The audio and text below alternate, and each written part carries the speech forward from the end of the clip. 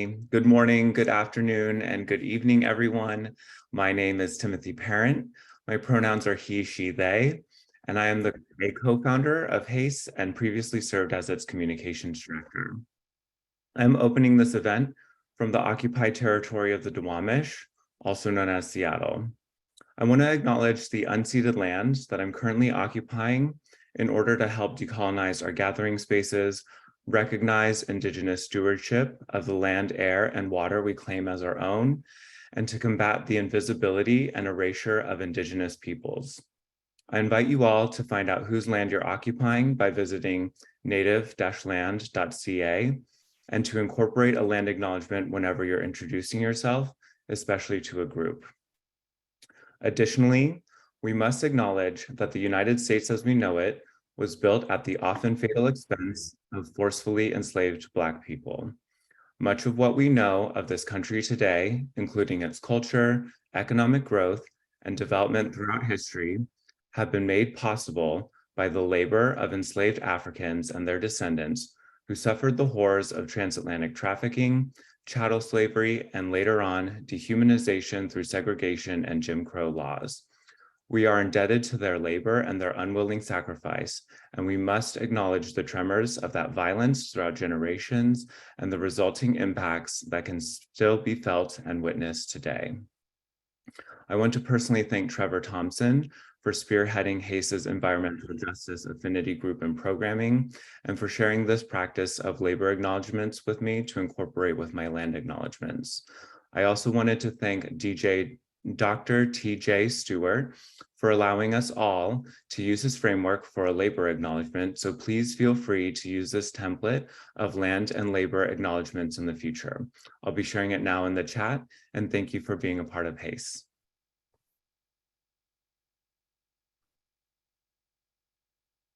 Thank you, Timothy. Thank you, Trevor. And thank you to everyone who has worked to advance and center environmental justice in the efforts of Harvard Alumni for Climate and the Environment. And for all of those who have, as Timothy mentioned, paved the way for our understanding and acknowledgement of both land and labor. Laura, would you be so kind to share the slides and help continue the kickoff of this meeting?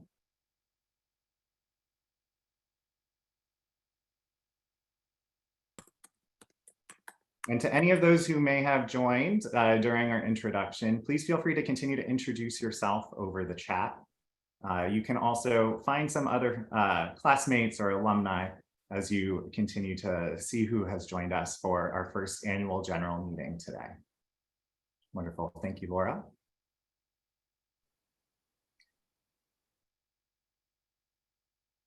Move on to the agenda so we can ground you all in how we plan to use your precious time today.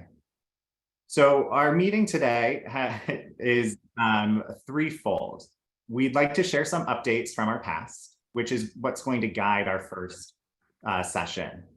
We'll then move into some volunteer spotlights where you'll hear from alum themselves talk about how they've contributed and created new initiatives to connect, educate, and inspire action. We'll lead you all into some small group discussions. Many of you are here from the Climate Action Training Program, so you should be quite familiar with these small group session types of discussions. So thank you, Brooke, who I saw is here as well.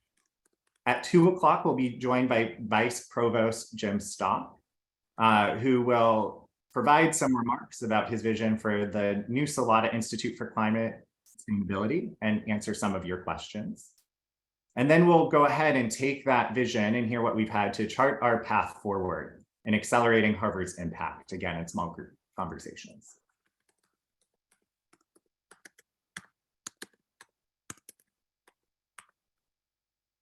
Great.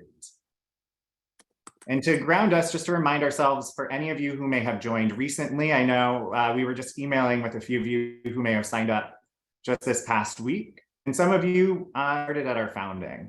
So again, we are a volunteer-led community of alum, and we believe that together we can help address the climate crisis. We seek to do this by building and supporting a vibrant, engaged global alum network that will inspire, support, and accelerate equitable climate action. So hopefully over the span here today, you'll get to see more of that vibrant network and some of the programming that we hope to co-create with all of you.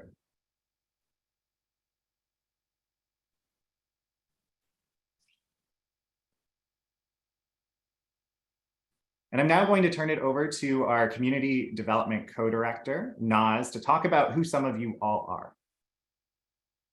Thank you, Danny. So welcome, everyone. In terms of membership, when we look at HACE, you can really see that we cross-cut between different schools, different class years.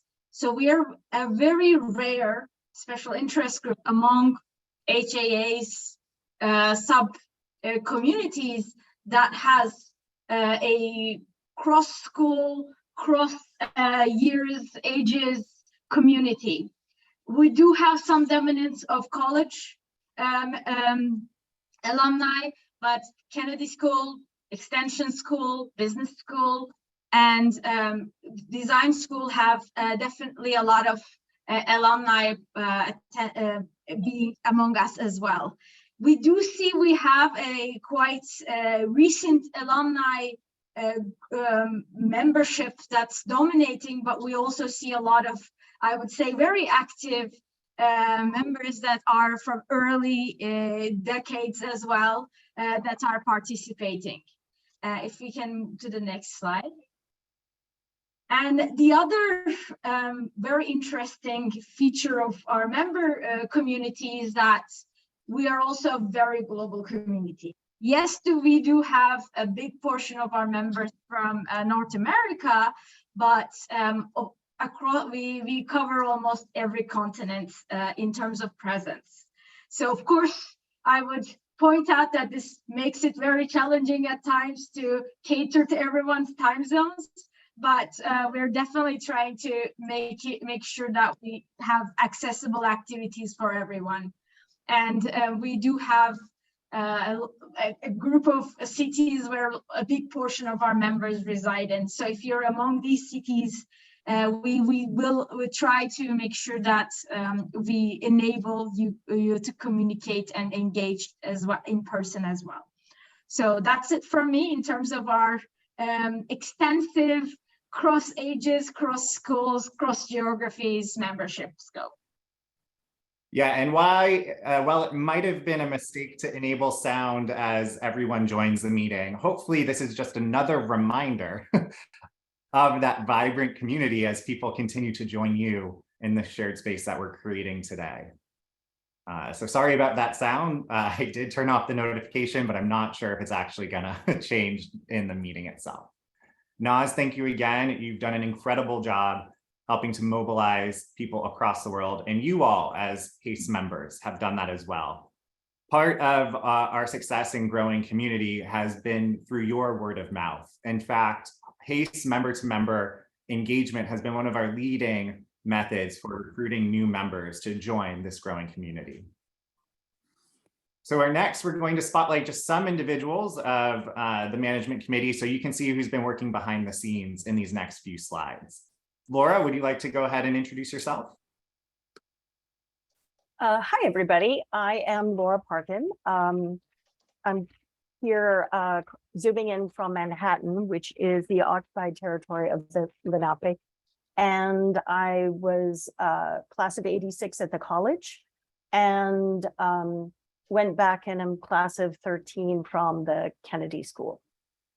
And I'm delighted to have joined HACE, first as treasurer and now working with everybody as co-president. Wonderful, thank you, Laura. And turn it over to Eleanor. Thank you. So I'm Eleanor Powers. I'm one of the co-founders and I'm also the director of programming for HACE. And I am college class of 81 and started also as treasurer and ended up moving over to director of programming. Great. Unfortunately, now I turned it over. Yeah, I'm not sure if Eugene is able to join us today because she is currently without power due to some storms. But if Eugene is able to join us later, we'll give her an introduction as well. Naz, if you want to add anything else to your introduction. Well, sure. I'm joining from Istanbul, Turkey. So I'm representing, let's say, at times the global South in the management community to make sure that we have a vision beyond just North America. And I'm a GSD alum from 2013. So. Wonderful. Thank you, Naz. And Brittany Janice, who also rounds out our management committee, isn't able to join right now to some parenthood responsibilities, but we're incredibly grateful for her contributions to building this community as well. We would also like to thank so many of our former management committee members and our co-founding organizing team. You heard previously from Timothy. Timothy, were there any other words that you'd like to express at the opening of this meeting? No, I just wanted to share the, oh, sorry, the sun's really strong now. I just wanted to share the land and labor acknowledgements in the chat. Unfortunately, I can't copy and paste anything, so I'm just going to share that with you all and would encourage you to use them. So thank you so much to everyone for doing that and for being a part of HACE. Great, thank you. And just a special shout out to our continued founding team, Artie, Yashi, Aldis, Dave, Jessica, Susan, Caroline, Terry, Valerie, Jason, and Canyon, and to all of the many more who will also be acknowledged in the coming slide as well. Again, hopefully a key takeaway from today is that the Harvard Alumni for Climate and the Environment community would be nothing without its volunteers. And the reason we exist is to build more connection between volunteers. So some of our key volunteers are listed here and many more may be unlisted here, but we hope to continue to uplift and amplify your incredible work as we move forward.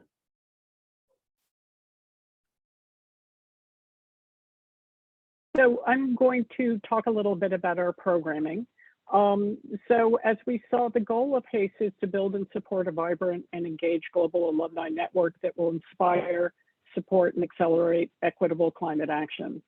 And we do that through a threefold strategy. The first is to develop a foundation by engaging and developing volunteer leaders who will help run HACE in our operations, will forge partnerships, and create, deliver, and support the courses, activities, and other resources that we support our community with.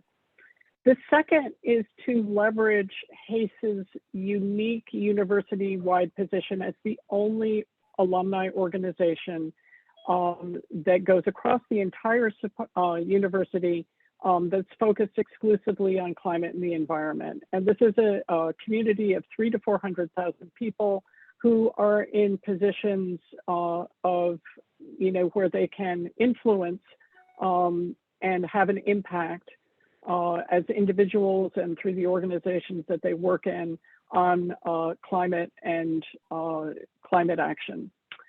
So the last piece is to inspire alumni and connect them through each other and to the existing Harvard groups and Harvard institutions across the university to build community, to educate, and to catalyze and support action. Next slide, please. So these are the three core areas of our programming. And as you will notice, they overlap. There is no one program that we do that is uniquely, only one of these areas. So the first area in education is basically to help people to become climate literate and to understand the different technologies, the solutions that exist, and the policy and social problems that underlie climate change and environmental degradation. The second is to really support the action of individuals who care about what's happening with the climate and want to make a difference. And the third is to support them in an ongoing way through community as they take action. Next slide, please. So as we have done this, we have found that we work across most of the university through our partnerships and our collaborations. We have worked with alumni groups, including the SIGs, the Harvard clubs around the world, grad school clubs and forums, and individual class initiatives. And examples of this would be the Agriculture and Food SIG or the Harvard Alumni and Entrepreneurs SIG. We also, in terms of forums, an example of that would be the Harvard Business School Angels Group, or individual class initiatives such as the Reunion Class of '77. We have also worked with students across the university through college groups such as HUGE and EAC, grad school clubs, individual students through the showcases, and university-wide programs such as the Climate Leaders Program or the Council of Student Sustainability Leaders. We have been very lucky to have been supported through individual university faculty from the college, from the grad school, and from HUGE who have participated in our panels and our educational programming as well.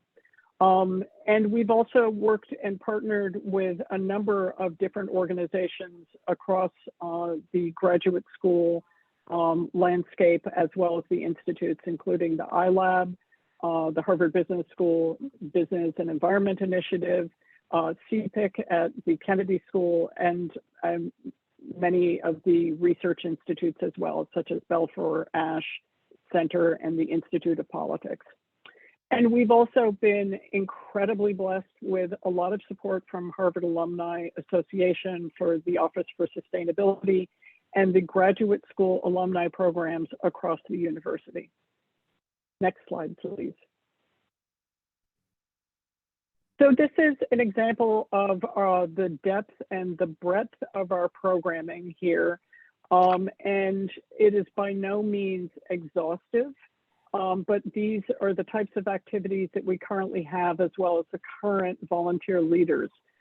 These include the Climate Entrepreneurs Circle, where Rebecca Emanuel and Ling Lin have given us immense support, career transitions with Lucy Hugh. Lucy and Ling are going to join us later and to be spotlighted as volunteers. We've also had student showcases and career panels supported by many volunteers. Our climate action training and support group, ongoing support group, which is currently supported through the heroic efforts of Brooke Suter and Kate Cooper, who've just donated an amazing amount of their time to the ongoing program. We've had a personal action series, which we are in the process of developing, which has been supported by Lucille Hugh, Peter Dunn, and David Gardner. Our environmental justice series with Timothy Parent and Trevor Thompson has been fundamental to what HACE has offered. Our deep dive series of technologies and policy areas with Clea Schumer from the college. And then Naz has been running our member onboarding and monthly networking, but also with an army of volunteers behind her. Our book club with Kathy Lowry, who has I believe we're on book 3 now. And our local HACE groups and affinity groups, which Naz has been supporting. The local HACE groups include 3 or 4 city groups that are starting in the United States, plus some international activity as well, and affinity groups in areas like cities and energy and environmental justice, where people are out in the real world trying to make a difference and supporting each other in their activities. So next, I am going to hand it over to Laura, who will take the next couple of slides. Thank you. Thanks, Eleanor. As you can see, I mean, this community, all of you, all of us, has done some amazing things over the past couple of years. And we really appreciate your being here today, because we have some ideas for what we want to do in the next 12 months that we want to share with you, but we also want to gather the ideas so that the rest of this hour is going to be focused on gathering ideas, but we wanted to just give you a sense at the high level and some of the things that we're already planning to do first. So the high level, we've done a lot. We've also learned a lot from what we've done in the past couple of years. And the idea is, I think if you think about where HACE is in its sort of growth trajectory, we are looking now, we're at the point where we want to take everything that we've learned and build the teams and the systems to scale the successes. We are looking at it, and just quickly sharing some ideas in 3 different buckets that map to the strategy that Eleanor just walked you through. Number 1, for all of us as members, we're going to just unlock more value. Very practical, kind of mundane things that we hope will make being a member of HACE easier and better. For example, an opt-in member directory so you can find each other more easily. We're going to upgrade our website so there's a calendar so you can find and access resources and events more easily and readily. We want to allow you to tailor your communication preferences. So these are just some basic practical things we're planning for the next 12 months. We also, if you look at that top bullet point, want to grow our membership, but also we say sharpen our focus on action. And that is actually what we want to talk about in the first small groups, because that's really where we want to gather your ideas and have that shape the priorities. The second is, as Eleanor said, we found that we have organically partnered with this incredible range of different groups across the entire spectrum, alumni, student, and university. And we want to, because of our unique positioning cutting across classes and schools, we've found that we can add value and amplify and support the work, as well as enable these connections to be made across disciplines and across ages. So we want to actually be very deliberate about that in the coming year and build systems to do that more effectively. We're also putting in this bucket that we want to identify and pilot ways to support the university's efforts in climate. So that's really the second hour today. We're going to hear from Vice Provost Stock. He's going to answer some of your questions, moderated by Danny. But then the whole second part of that hour is getting your ideas for how we can accelerate the university's impact. And the third thing is we also want to make it easier to volunteer. We want to lighten the administrative burden by putting in place better membership management tools, easier ways to run events, easier ways to communicate, so that when you are, when you have a great idea and you want to run an event and you want to share or you want to spur other people or support other people, that we're not stuck with a disproportionate amount of admin in order to get the value out there. So those are the, at a high level, that's the plan. Give you a sense of the timing. First quarter is infrastructure quarter. Okay, I still find that funny. Anyway, so we'll have our regular programming going on. As you can see, we've got the second climate action training going on already. We're thrilled you're going to hear more about the Climate Entrepreneur Circle from Ling. That is launching now. We're going to continue with the Personal Action Series, and there'll be other programming happening as well. But at the same time, we very much would love to build our team. We would love to bring more of you on board, particularly in communications. And we do need to strengthen our operations. In the first quarter of 2023, we wanted to get our operations and infrastructure a little bit more stable before deliberately going out there and getting a lot more collaborations going. We'll continue to run our activities, but we are going to focus on partner. The quarter after that, one of the things that we've really enjoyed is working with reunion groups, and it's really been wonderful to see how we can amplify and support the climate activity for the different reunion groups. So that will be that quarter, and then we're going to kind of regroup, keep running our programming, and do some annual planning. All of this obviously is really there's some successes we're continuing. We are looking to launch a few more streams of work, and we're very excited to have more of you on board to partner with and get this work done. So that is a quick overview, and I'm now going to hand it back to Eleanor for our volunteer spotlight.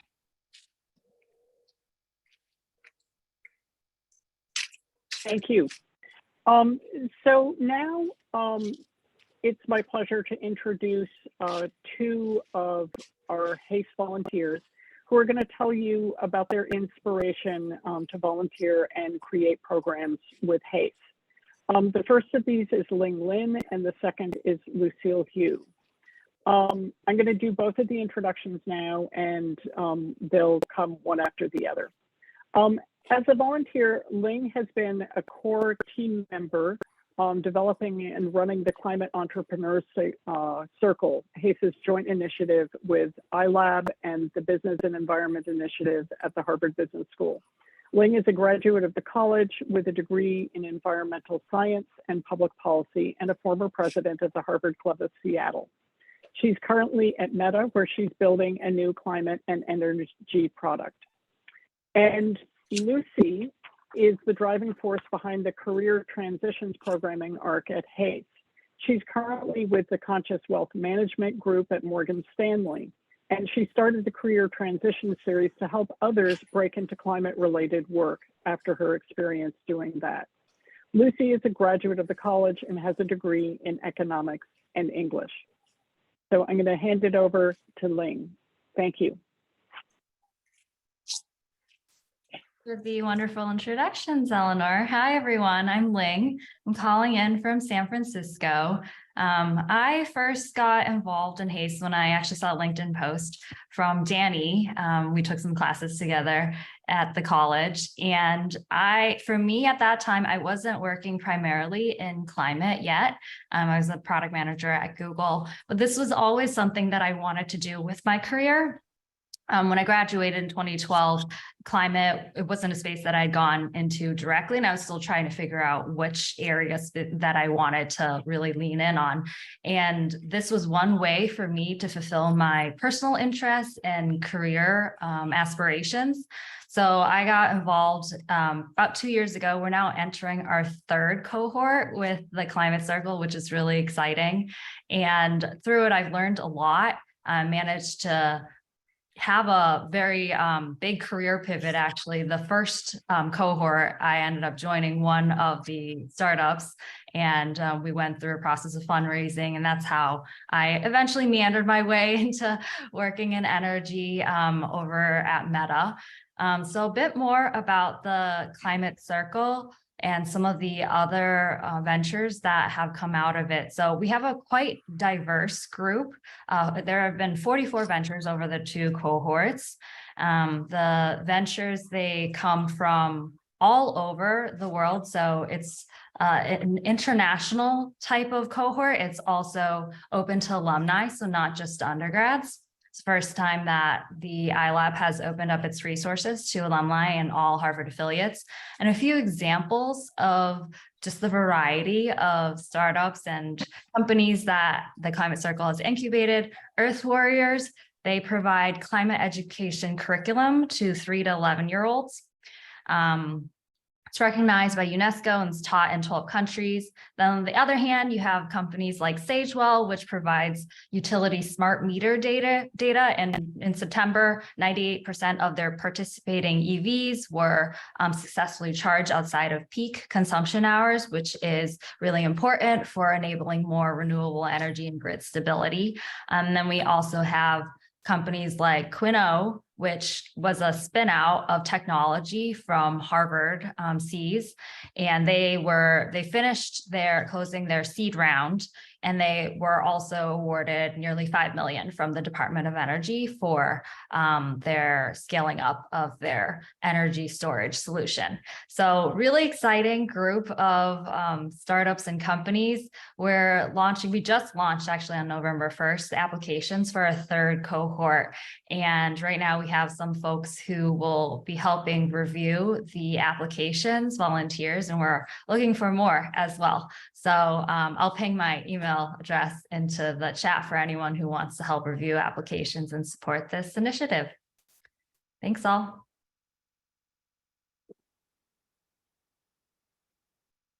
Thanks, Ling.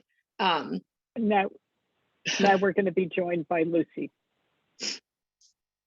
Great. Hi, everybody. My name's Lucy. I'm also calling in from San Francisco.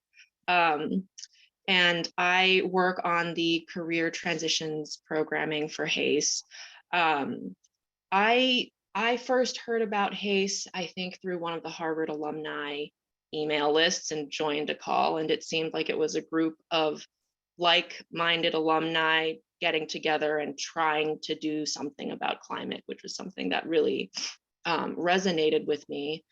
And I wanted to work on career transitions programming because I had only moved into a new green investing role about a year ago at the time that I joined. Just a little bit of background on myself is I graduated from Harvard with a degree in economics, and my first job out of school was management consulting. And I had wanted to do something with my career that's a little bit more climate oriented and aligned with my personal values. And when I first started my search, I was expecting the transition to be fairly easy because I thought my resume was not bad. But it turned out that it took 3 years and a lot of proactive outreach, a lot of networking, a lot of rejections also. And it was a much harder process than I was expecting. But I did finally land at Morgan Stanley with a wealth management group that focuses on green investing strategies for clients who care a lot about both the climate and governance and social justice issues. So I feel like I was very lucky. However, I know that there's a lot of other people who want to make a similar move with their careers, or maybe just want to spend some of their time, maybe their volunteer hours. That's something a little bit more climate related. So I started this program to try to make that process a little bit easier for other people who are maybe trying to do the same thing. And speaking with friends, it's been a common theme from a lot of people's stories that their moves into a more climate-oriented role has taken longer. So hopefully this career transitions platform can be a place where you're able to find maybe some helpful tips as well as just community support as you make this move. What the programming is so far is that we feature small group sessions with folks in hiring positions who can give you a sense of what they're looking for in a particular corner of the green economy. And so far we've featured recruiters, the chair of the California Energy Commission, the founder of a green fund, and an environmental journalist, Michael Pollan, and a few other really great, warm mentors. So keep your eye out for climate career or career transitions programming notices, and also feel free to reach out to me if you have any questions or ideas or requests. Thanks. Thanks so much, Lucy. I'm going to share my screen again because we're going to go into the small groups now.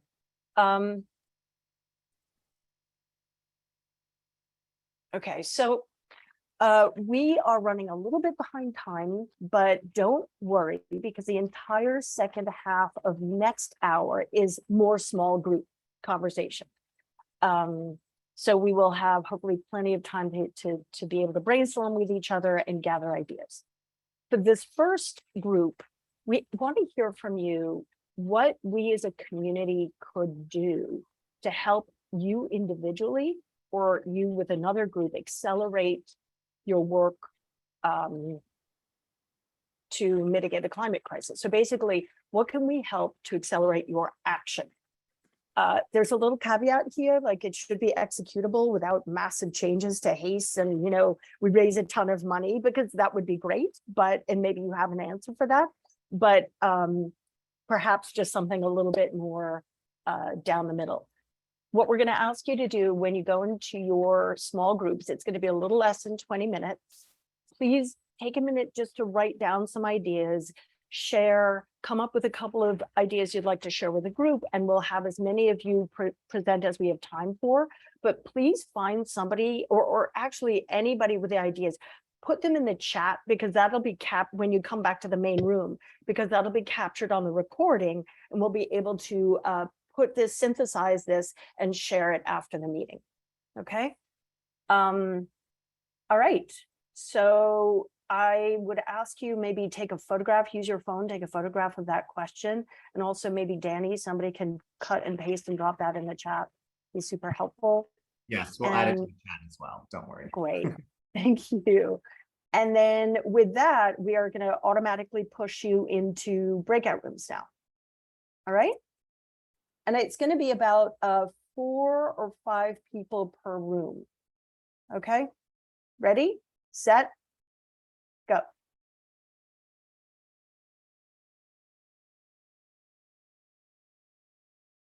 So it's my distinct honor and pleasure to introduce you to Professor James Stock. He's Vice Provost for Climate and Sustainability and the Director of the Salata Institute of Climate and Sustainability. As Danny mentioned, the Institute just had its first inaugural event a week and a half ago, which I was lucky enough to be able to attend in person. He's here today to tell us about the Salata Institute and its role at Harvard. And after his general remarks, he's going to be joined by Danny again to go through some Q&A from questions that were submitted and collected over the last couple of weeks. So welcome, Jim Stock. I'm so glad you could join us. So great, thanks so much. I'm really happy to be here. Thanks for inviting me and giving me a chance to talk. I just joined, but I already see a few people I know. I see, hi Alita, hi Spencer, and so I'm sure there'll be others here, other people whom I've met so far.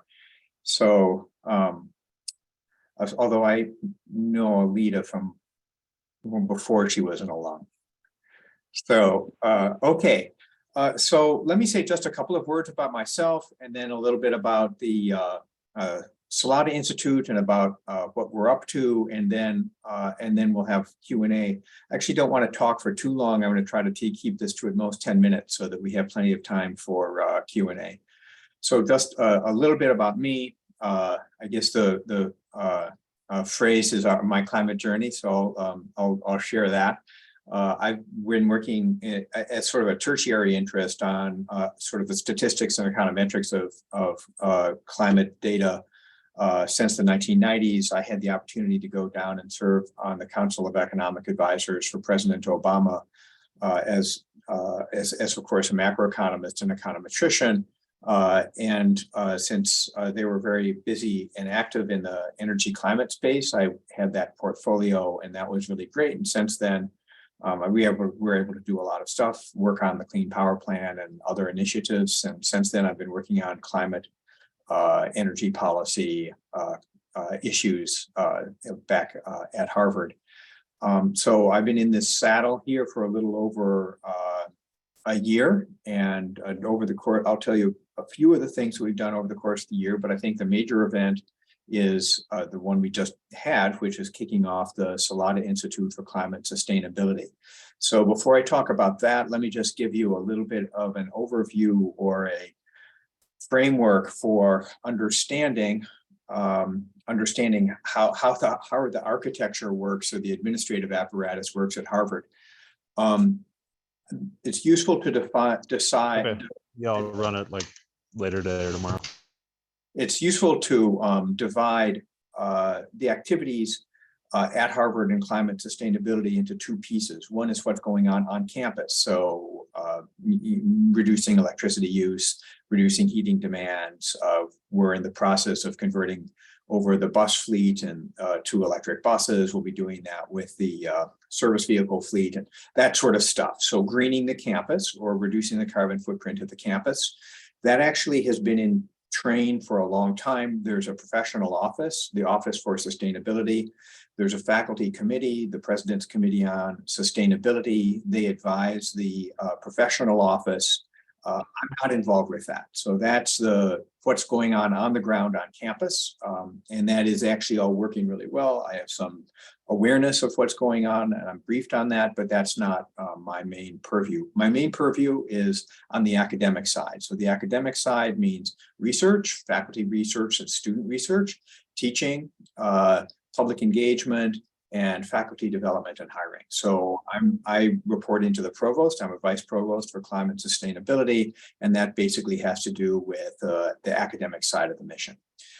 So I can talk about each of those in more detail. I think that for this community, I might spend a little bit of time on the student-oriented side and how alumni fit into the game plan, but then I'm happy to talk about other aspects of what we're doing in more detail. I'd be very happy to do that, or talk about other things, depending upon what your interests are.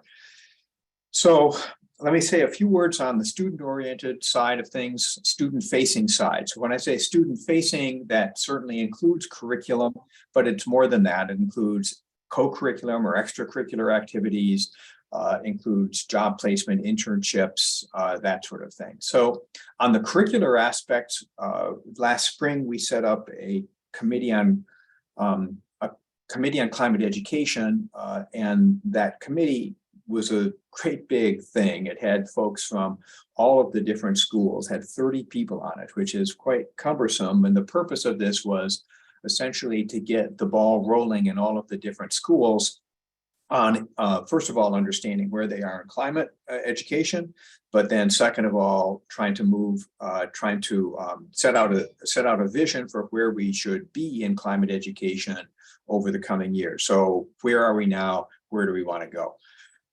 They did a great job. There's an online report linked off of my Vice Provost website, and you can read that at your leisure if you wish to. There's a lot of things that we need to do. So there's been an increase, I guess I should say, that the number of courses and the teaching in climate related areas on campus has been increasing over the years, but it still falls far short of where it needs to be. We don't really have the programmatic offerings. Many of our programs are that need a refresh or they need to get started. Some of the schools are in different statuses, so some schools are maybe farther ahead than other schools. But the point of the committee is to get that conversation going, and now we're following up on that in a lot of specific ways. One of the areas that it will be really useful to involve alumni, and one of the things pointed out in the committee report, but a lot of students have said this and alumni have said this, so this is like a pretty obvious need, is that we don't really have a particularly good framework on campus for students who want to have careers or at least consider careers in the climate sustainability field. So the Office of Career Services is not really set up particularly for that. There's some bandwidth, things there.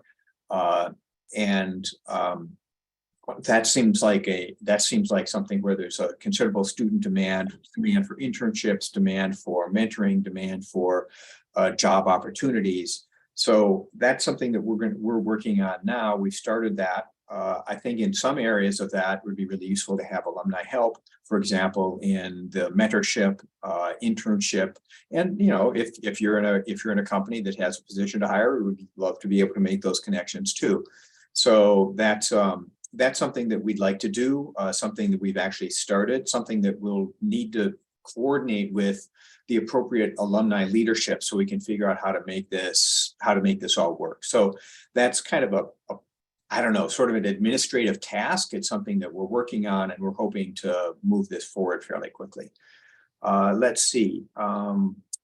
What else? I mean, I think that it's important. I view the alumni as a significant untapped resource, and I just would love to get additional alumni involvement across the board.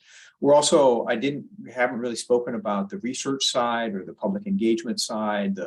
I can talk about that a little bit more, but really a major purpose of the Salata Institute, which sits at the center. That is, it's not within any one of the schools. A major purpose of the Salata Institute is to create a community interested in climate that will then work together and actually drive forward practical solutions. And so that's going to be pulling together faculty and students to be working on research projects, faculty-driven, faculty-conceived research projects, but ones that actually are going to be bigger in scope than you might do in your own individual research, and bigger in scope than you might do in your individual lab. And hopefully with you able to use the Harvard name, we'll be able to actually have real impact in terms of coming up with viable and useful climate solutions. So that is, all of these things are in fairly early stages, quite early stages. I mean, the Institute, we just got the funding back in June. The Institute, we just had our kickoff event in October. We're hiring people. And we're getting going, but that's sort of the overview of where we are. And maybe I should just use that as an opportunity to transition over to Q&A. Danny, is there anything else that I should be talking about right now? That was wonderful to provide that overview, the call to action for alum like ourselves, and trying to provide those pathways for current students and future students, opportunities in mentorship, internships, jobs. And as you were just remarking on past instance of what are some real world practical examples that could connect to co-curricular in classroom connections. And I know we've certainly heard that particularly over the past few years. And there are really great efforts underway across the university. So maybe I'll start with that as a question. So everyone feel free to put your questions in the chat as well. When you registered for this meeting, we also provided an opportunity to submit questions. So we aggregated a few of the themes from the questions. I'll start off with the Q&A to help moderate the conversation. And then I'll try to spotlight where appropriate, where these questions may have sourced from. So the first one, for Professor Stock, I think we'll go back to your point on how you're going to be working across the school. One of the main themes was breaking down silos, engaging the arts, engaging the private sector, moving the conversation maybe beyond the typical environmental sector of how climate has been framed. So I'd like to thank a few alumni for this kind of compiled question, Donnell, Joshua, Ashley, Valerie, and a few others who helped source this one. But could you talk a little bit more about, great, we're really encouraging the collaboration between faculty and programs, but with that increased effort, how do you think that's actually going to result in changed behavior? That they don't just then go back to their normal ways of working in their silos. So if you could talk about how you think that could actually result in some change. I know it might get to another question too. But yeah, so we're thinking about faculty here who just like retreat to their offices and do their usual thing. Well, or staff or students or alum as well. But I think this is all a bit of an experiment. But I guess what I would say is what I've been struck by is, climate is a different field. It's not like we're working on, I don't know, I used to prove theorems in econometrics when I was younger. It's not like we're sort of proving theorems in econometrics to get published in some journal article and then to have future econometricians improve our theorems. I mean, we're working on a problem here that really touches people's hearts and is really important. And the folks who are working on it, and actually the folks who are worrying about it, faculty who worry about it and maybe want to work on it, but haven't want to work on it, it's partly because it's intellectually interesting. I suppose it's a little bit because you can get some publications out or some fame. But I mean, what really I think motivates people is that they're really concerned. They're really concerned about the situation, and they want to say, well, what, you know, they have conversations with their kids at home or with their friends at parties, and like, this is a thing. I mean, this is really important. And so what that means is that, you know, I think people are really motivated to make a difference. And one of the things about climate that is just really undeniable is that virtually across the board, if you're going to make really impactful results, it's going to have to be outside of your silo. You just can't do this on your own. Everything is broader. So if you want to talk about, pick a topic like corporate engagement, corporate commitments, you know, the corporate commitments, you know, to do things well, you're going to have to know people who know about corporate finance. You're going to have people who know about accounting, have to have people, economists who can kind of think out of the box. You actually have to have the people who know about measurements. And if part of the solutions are going to be carbon offsets or natural carbon solutions, you have to have people who know about that. So it actually requires a fairly broad team of folks who would be able to make high level contributions that would then be impactful. It's not just about writing one more paper. It's about actually doing stuff that would have impact. That particular space is a really busy space, but it's a really complicated space, and it's a really fraught space in terms of whether or not it actually makes, you know, significant contributions to reducing emissions. I think that's an area where Harvard intellect could actually make a difference, and Harvard connections and Harvard convening power could actually make a difference. But that requires everybody to work together. I think people know they have to work together if they want to make a difference. And I think everybody in this particular field is really committed to making a difference. So I'll just say one other thing. We're trying to stimulate that through a funding program, a pretty significant research program that requires people to work across schools. That's part of the deal. And it was all like really an experiment. I had no idea how this was going to work out or not. It was a 3-stage program. First stage was people just submit their ideas and 500 words over the transom, and then they go to a brainstorming session, a required brainstorming session. The required brainstorming session was in June. There were 41 proposals representing 150 faculty from every one of our schools, which was really quite a remarkable indication of success in terms of the breadth of interest and ideas that people had. So hopefully we'll be able to build on that. And, you know, we'll see.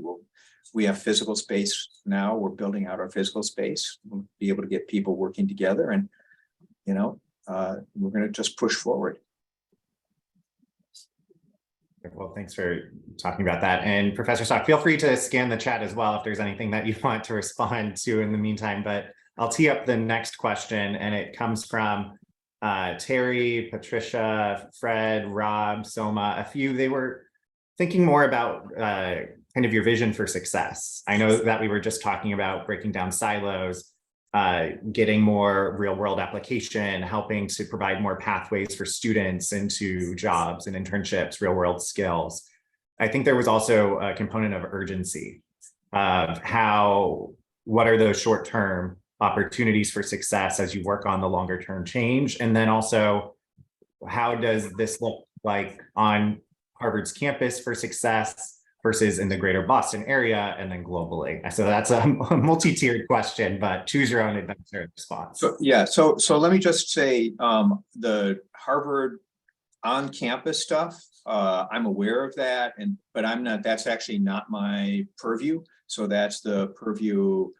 I hate to be bureaucratic, but it's useful to think of the president being up here, and then there's all of the physical stuff like mail services and buildings and so forth, and they live over here under the Office of the Vice President for Campus Resources. And then there's all the academic stuff, which is faculty and students and curricular and co-curricular and stuff, and that's over under the Vice Provost, and I live under the Vice Provost. So that's the org chart. But it's actually extremely useful for me. I mean, this part over here on campus, we're doing actually a lot of really good stuff. And this is where all of the work needs to happen, is over on the academics. So what does success look like? I think you can look at that at a few different horizons. So in the short run, the short to medium run, I think we need to get our acts together in terms of our undergraduate education, looking at our curricular offerings, providing doing a better job with people who want to get jobs in climate sustainability, make sure they have the pathways to get the skills.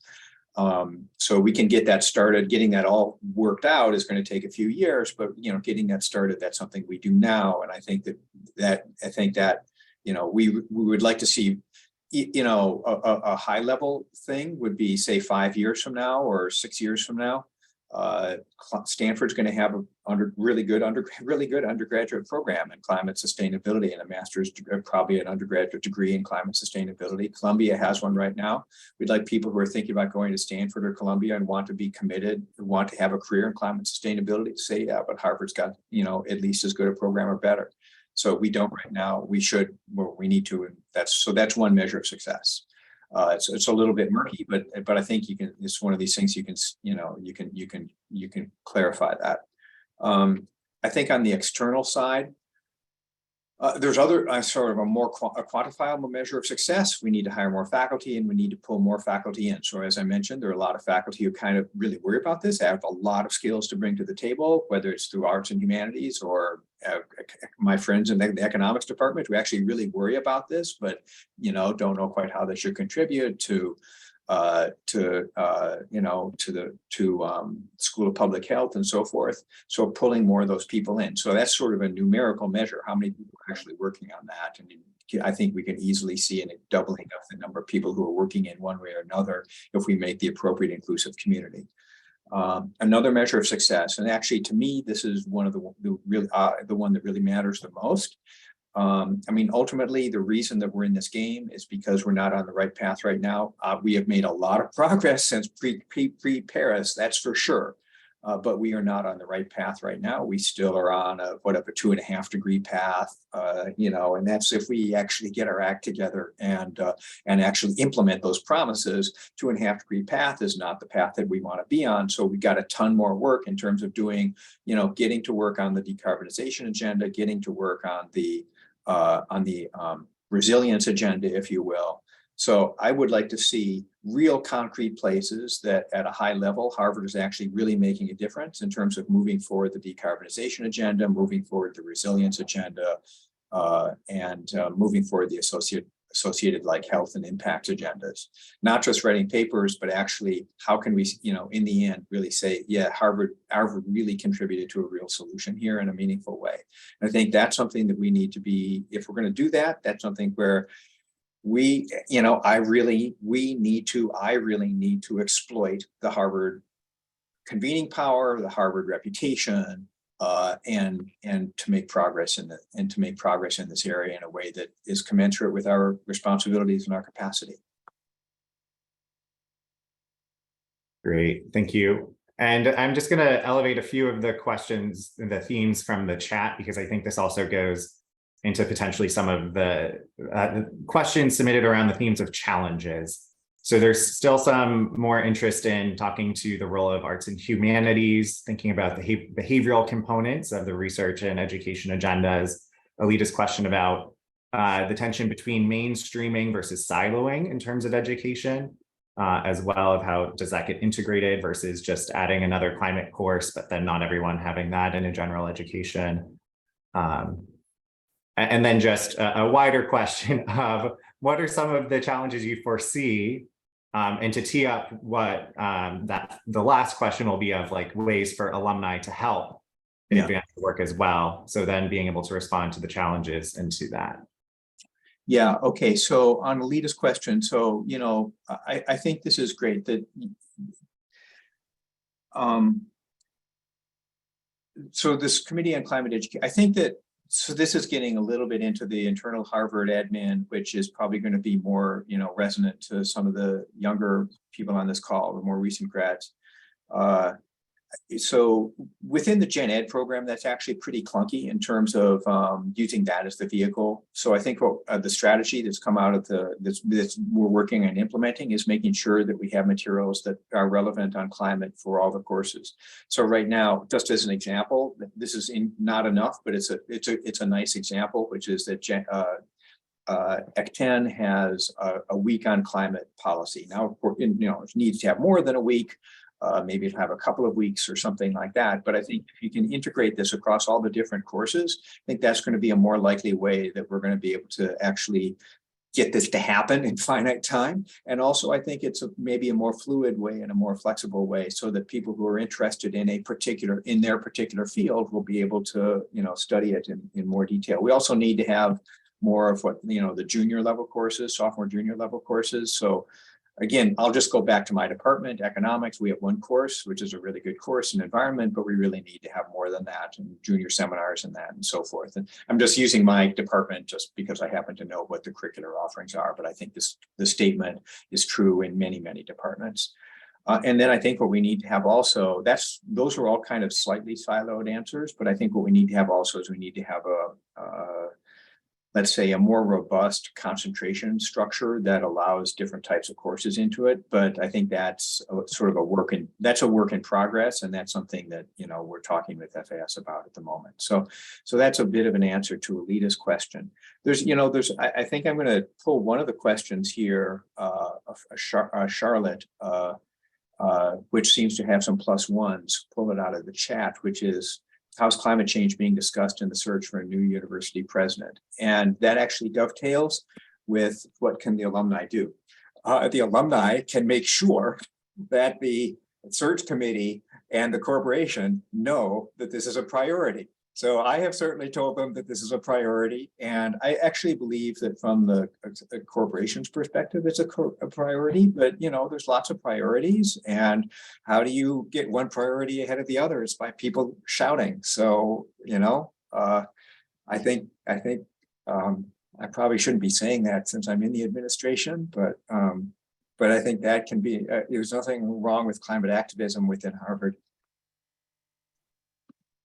A good call to action for alumni. And maybe I'll just round out the Q&A with some of the people who couldn't attend. And then here today, going back even to the first question, I think in the chat from Al, which also was a large grouping of questions. We have from Claudia and a few other people from the registration. You gave us a call to action just there and making sure that we remain committed and engaging and expressing the views of what alum might prioritize, not only say in future leaders, but across the board of remaining engaged. And we were really grateful to have a memo included in the climate education report that was developed by many of our HACE members as well.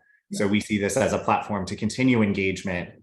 So thinking through other opportunities or how you hope that not only we will help involve, co-create or develop the pathways for students, but if there are any other ways that you think alum like those who are attending today or watching online could help you all advance climate and sustainability across campus. Yeah. So I think the ways that are listed in the report. So if we think about mentorship / internship / jobs, careers, that sort of thing, that's a really natural and obvious way, and we need to just set up the superstructure. I think that our plans, those are all important. That's a really important thing for us to be doing. We need to do that. Okay. In addition, what we need to do is we need to advance the mission, the overall mission of driving forward climate solutions, driving forward the decarbonization agenda, driving forward the resilience agenda. We have alumni who are incredibly well placed and incredibly well connected and are serious, leaders, real leaders in the corporate sphere and in the government sphere. And I think that they can play a really important role as we develop our external engagement. I have, a fairly, a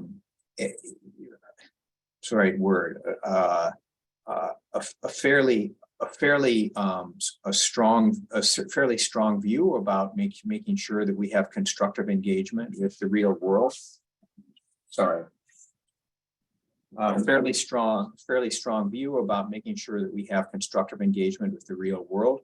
We have real world leaders among our climate interested alumni, and figuring out exactly how to engage them as we move this forward is something I want to do. That's a little bit fuzzier. Exactly how we do that, I'm not totally sure. It's less concrete than like internships, you know, but we will. You know, that's something we need to do. Let me just say, Rob Lichtman wrote a really long question, which is a fantastic question, which I can't possibly answer in my remaining -1 minute. But I do want to flag that. That is an example of the sorts of things that are highly motivating. We will want, if we were to take on, I mean, that's sort of an overarching statement of woe about how far we have to go relative to where we are now, and it itself is a call to action.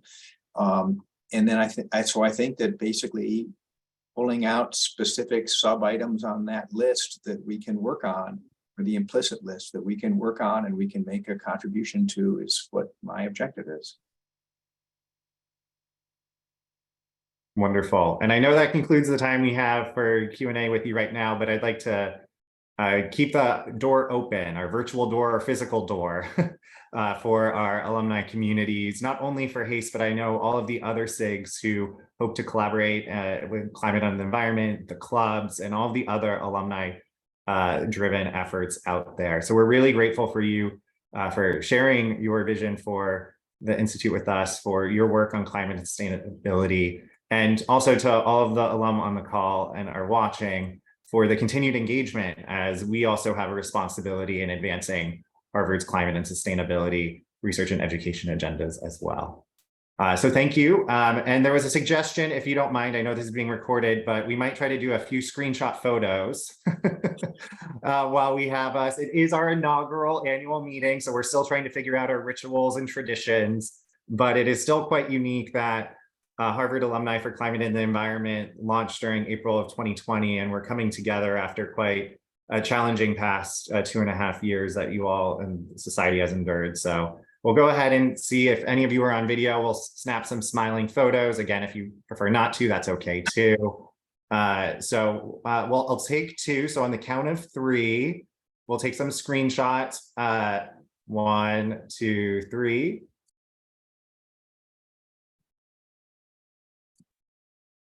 Great. And if you're not included in some of these photos, I apologize. We'll try to move some tiles around and we'll make sure you get in the next one when we next feature Professor and Vice Provost Stock. But thank you again for your time, and I'm going to hand the floor. We can also come off mute and give some real virtual and physical sounding formats. Well, I look forward to actually meeting. I look forward to meeting you in person. I think this will, Zoom is great for what it can do, but in person works for me too. So yeah, and a special opportunity for any of you in your reunion year.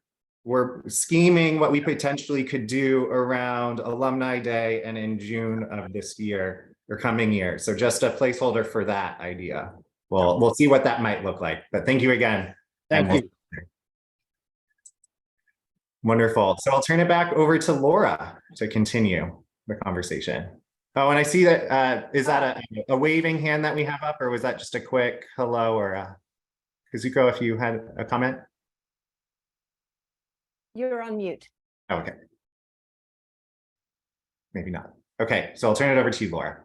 Great, thanks, Danny. Again, we are going into small groups. Let me share my screen. Similar format to last time, but the question this time is really a follow-up on the conversation we just had, and a lot of the ideas we saw is, what do you think our role as HACE should be to support and accelerate the institution's impact? Welcome back, everybody. Okay, so thank you again for being here. We have 10 minutes left to our first ever annual general meeting, and we'd love to hear some of the points or ideas that you have coming out of this session. Just Trevor, gonna kick us off again. Thank you so much. Over to you.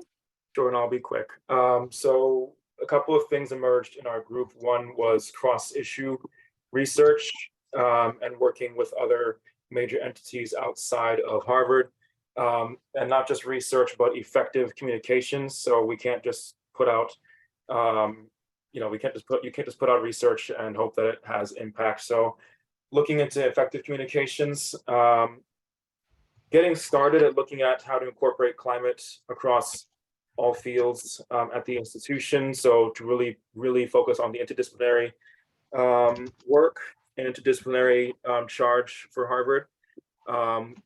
Also, we recognized that Harvard alums also have lots of experience in the field. So consider looking into ways for pulling from Harvard alums themselves, for example, as guest lecturers or for capstone projects or action-based courses and projects. There are some Harvard alums who can come in as guest lecturers or who could leverage current students for action-based capstone projects, etc. Okay, great. Fred? Yes, thank you. So one idea that we had was to take advantage of the fact that there are many educators around the world who are alums and to get a global perspective from them, because a lot of solutions, especially in the policy area, depend on particular conditions in the regions where people are located. And so to build some kind of a network of educators who could then connect in some fashion with Harvard faculty and talk about ways that those educators have been building climate and sustainability into what they're doing, and perhaps communicate ways to increase the global perspective. And then another thought was to encourage more alums to sign up for the First-Hand Advisors program so that they can be available to undergraduates in terms of information and informal mentorship. And then lastly, to try to encourage all departments to provide, especially in the college, a wider set of course offerings and more thesis advisors who are in the climate space or willing to take on that role. And so to just advocate for that, particularly in the college. That's great, Fred. I also saw, thank you for dropping these ideas in the chat. And I see, Andrew, you're suggesting that we encourage our members to read that report. I think that's a great idea. Not to put anyone on the spot, but Eleanor or Danny, do you have the link to that we can drop in the chat? Who else would like to share some thoughts on how we as HACE can accelerate impact? I will on behalf of Room 14. All right.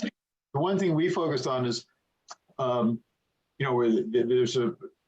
everyone says there's a huge interdisciplinarity to this issue, and I agree. But the great thing is we have people from all schools on these calls, and so maybe if we did another call sometime with chat rooms kind of like this, only maybe slightly larger chat rooms that had people from most of the schools or the relevant schools, each of the chat rooms could try to come up with a kind of integrated approach just based on their group of people from multiple schools, and then we could somehow aggregate the results of all that and pass that on. Yeah, and if I may complement, it's Martina here, as I was with Charles and Don in the group.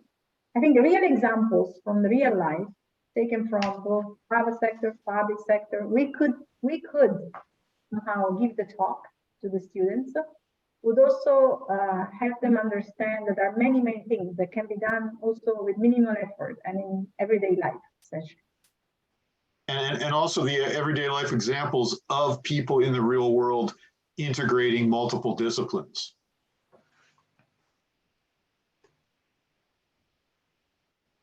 Thank you, Naz. I see you dropped the link into the chat. If you haven't, anyone who hasn't read this yet, it's got two parts to it. One is the synthesis and summary where they identify challenges and some solutions. And then the appendix is really interesting. And it speaks to, Charles, what you guys were just saying. They actually have the individual reports produced by the different schools. So I think that would be, it's very interesting to see the different needs and challenges they outline. Any other, who else would like to share some ideas or thoughts?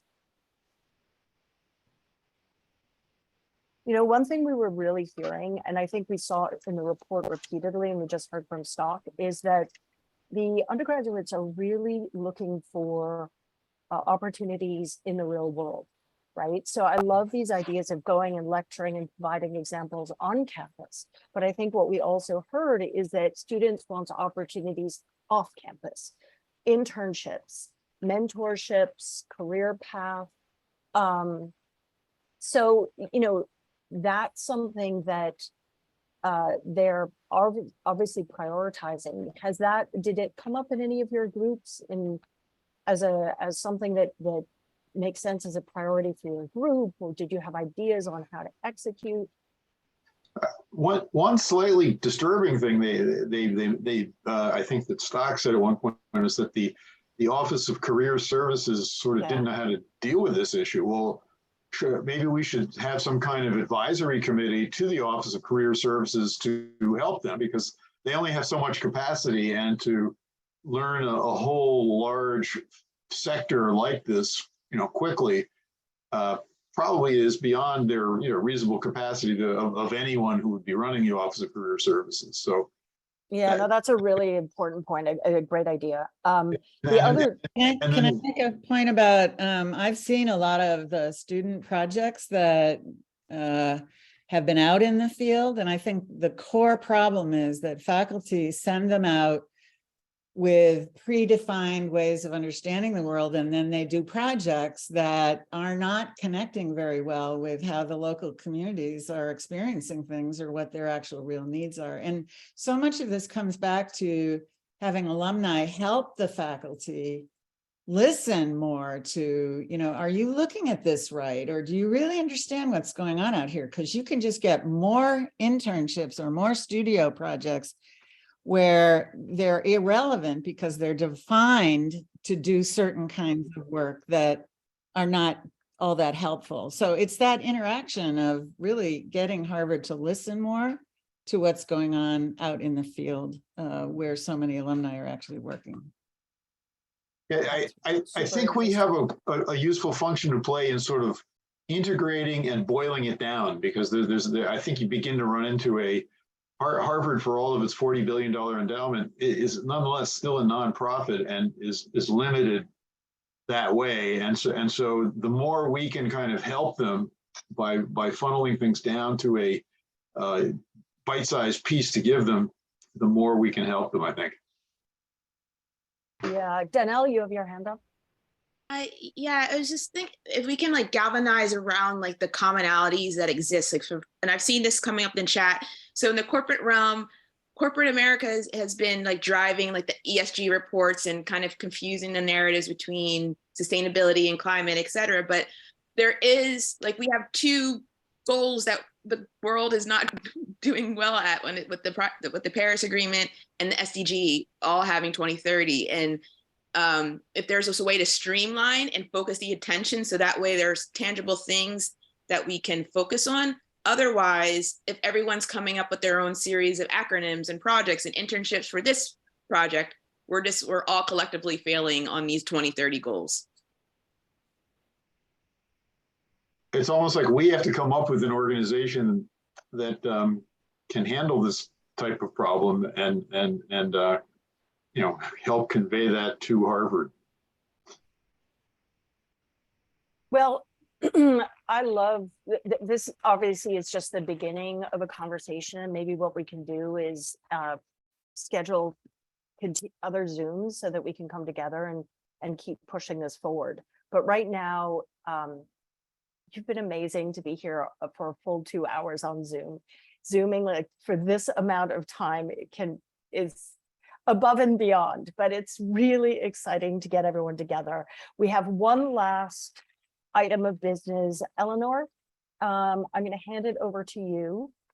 Are you there? I can't. I am. Eleanor. Okay, great. I'm going to spotlight you. There we go.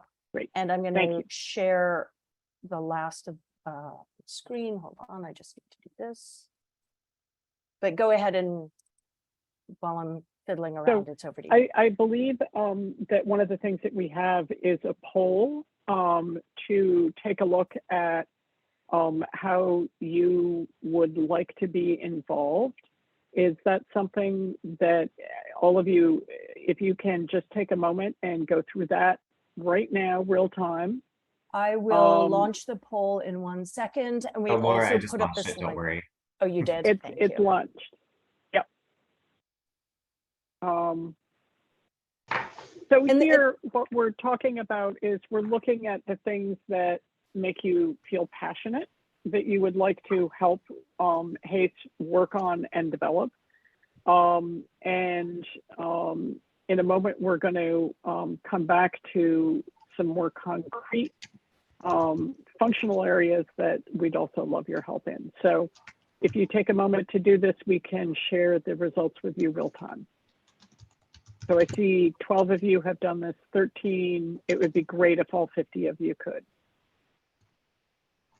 And then this is also just a call to volunteerism and volunteer leadership for you all. So one of the fundamental things that we tried to center in Harvard Alumni for Climate and Environment is that it is really volunteer driven. So I think over the past 2 hours or your engagement over the years, months, weeks, or days that you've heard of us, we really depend on volunteers like you to help create the programming, the education, and the connections. So if you see something or you're really passionate about an area, we're still a new organization in Harvard time. So we're still trying to get to that aspirational state of being. And Laura certainly talked about all of those efforts that are underway this current year, and so grateful for her strategic and operational expertise in growing this organization. But with these pathways, we would also love to know how you can feed into this as well. So that was the intention and the design of the 2 breakout sessions of the alumni-led Q&A of sourcing your questions directly.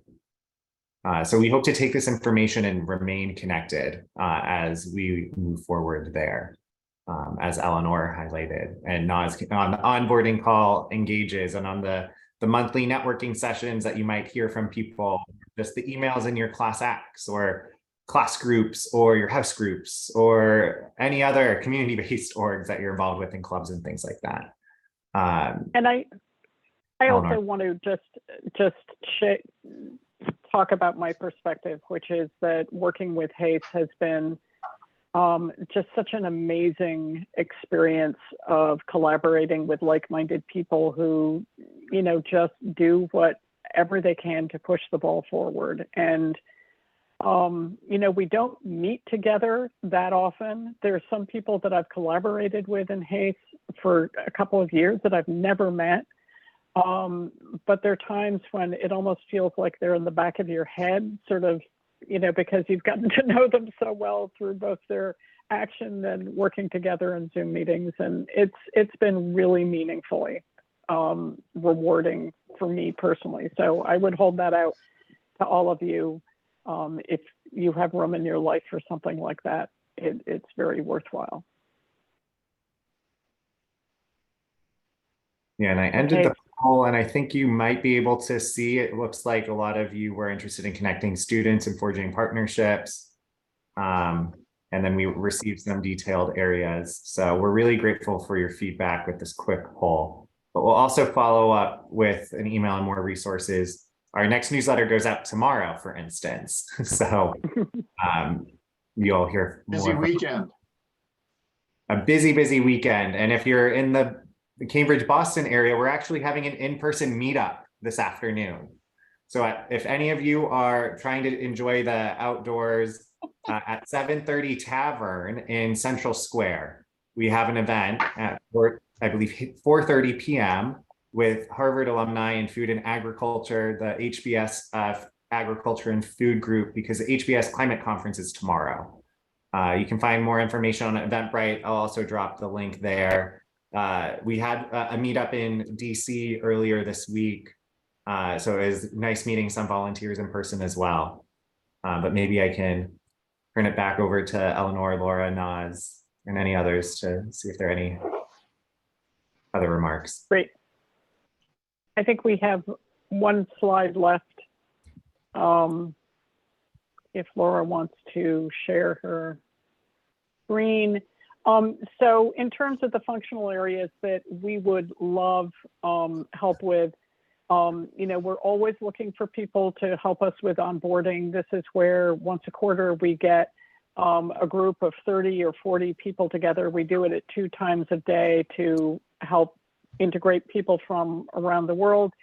But it's helping people to understand what the opportunities at HACE are, helping to forge individual one-on-one connections. And it's the entry point for where people coming to HACE, you know, start. So it's very, very important.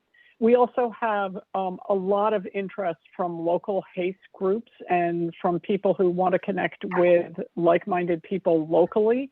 When I went to the HAA events last week or a week and a half ago in Cambridge, I was approached by a number of different Harvard clubs located throughout the world of their interest in supporting and developing local HACE initiatives and activities.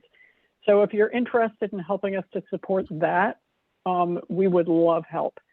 Communications, we are simplifying our communications so that when we get into an integrated platform, our lists and our engagement lists and everything else are going to be more easily available. But if your superpowers are related to communications, we would love you to be part of the team. It doesn't mean it's the only thing you would be doing, because you would find tons of other ways to get involved in programs.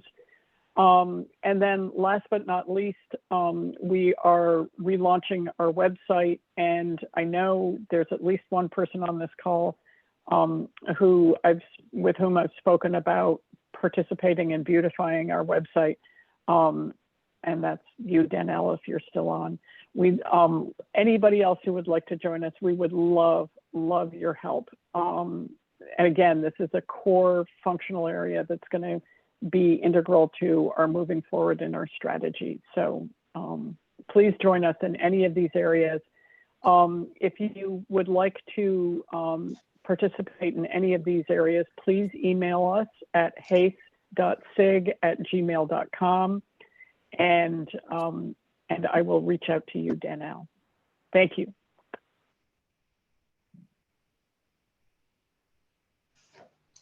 Thank you, Eleanor. I'm going to stop the share, and we are 8 minutes over. And I just wanted That's pretty good. Yeah, actually, we got a lot done. So I just wanted to really thank everyone here for coming together for the first ever annual general meeting. You guys are the inaugural group, and really appreciate everything you're investing in this effort and this community, and really look forward to co-designing and refining the strategy and getting out there and forging these partnerships and really driving impact both out in the world and within the Harvard institution to accelerate their impact as well. So with that, I'm going to hand it over to back to Danny for, I guess, the last thank you. And for this thank you, it's a collective thank you. It's a thank you to everyone who, after whether or not you've been on for 10 minutes or 20 minutes or 2 hours. So thank you to Eleanor, Laura, Naz, Charles, Valerie, Aiden, Al. I'm literally going to read off all of the names who are here: Andrew, Anna, Arthur, Bill, Brooke, Bruno, Kara, Caroline, Charlotte, Danelle, Daniel, David, Ed, Elizabeth, Fred, George, James, John. Thank you all 400,000 people. Hugo, Kyle, Lucy, Martina, Mosharaf, Natalie, Patrick, Richard, Rob, Robert, Ruth, Ryan, Sam, Shilay, Soma, Steve, Terry, Tom, and Trevor. And to all of you who attended throughout the duration who might not be on right now, or for all of you who might be sleeping because this is not your time zone, or all of you who are enjoying the beautiful weather outside or doing other responsibilities. I think that is the beauty of this community that we're able to cultivate, is that we were launched during a big push to the digital spaces. We can take advantage of that, but we can also go back into our physical place-based communities to advance work locally as well. So I'm really excited by the community that you all are fostering, for the communities that you have fostered, and for all of the other organizations that are in this space as well. One of the things that I hope to kind of end this call is for a call for collaboration and for amplification of others' efforts. We seek here to bring together people, as you've heard in the kind of the realm of climate, sustainability, and environment, is that we're all interconnected. Our efforts must be coordinated to have that larger impact. So thank you all for the work that you all have been doing, for the work that you'll continue to do. And I know we will be in touch, and it's a see you later. And it's a big round of gratitude for all of the work that you continue to do. So thank you, everyone, and we'll talk soon. All right, thank